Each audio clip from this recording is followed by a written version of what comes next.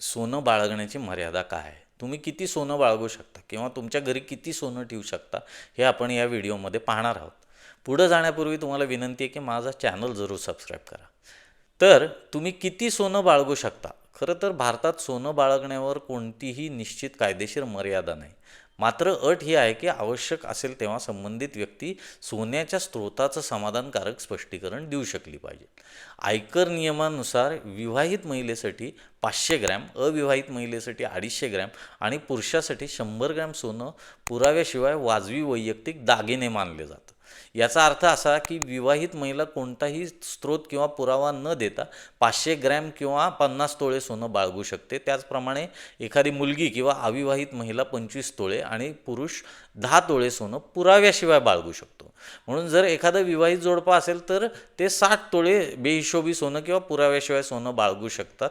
जर त्यांना मुलगी असेल तर ही संख्या आणि 25 तोळ्यांनी वाढू शकते आणि मुलगा असेल तर अजून 10 तोळ्यांनी वाढू शकते.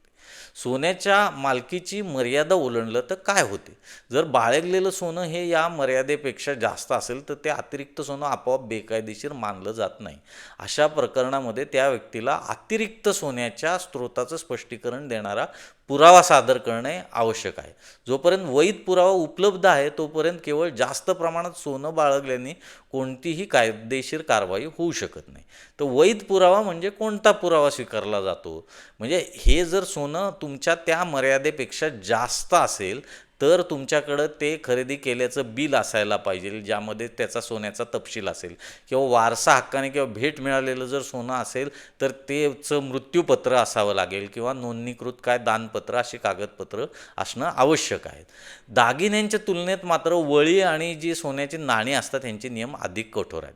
तुमच्याकडे किती प्रमाणात ते असले तरी त्यासाठी खरेदीचा पुरावा नेहमीच आवश्यक असतो. दागिन्यांना लागू होणारी मर्यादा जी आहे ती सोन्याच्या नाण्यांना आणि वळ्यांना लागू होत नाही आणि असं जर सोनं सापडलं तर त्याला दंड होऊ शकतो. जेव्हा वैध पुरावा नसताना सोनं सापडतं तेव्हा त्याचं मूल्य अघोषित उत्पन्न हे मानलं जाऊ शकतं आणि त्याच्यावर तुम्हाला 60% आयकर, त्या आयकरावर 25% अधिभार आणि 4% उपकर आणि काही प्रकरणांमध्ये त्या व्यतिरिक्त दंड देखील लागला जाऊ शकतो.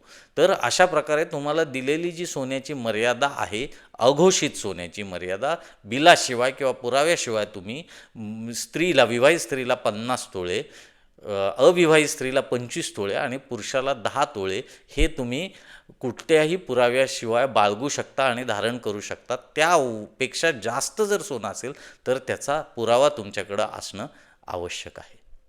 धन्यवाद.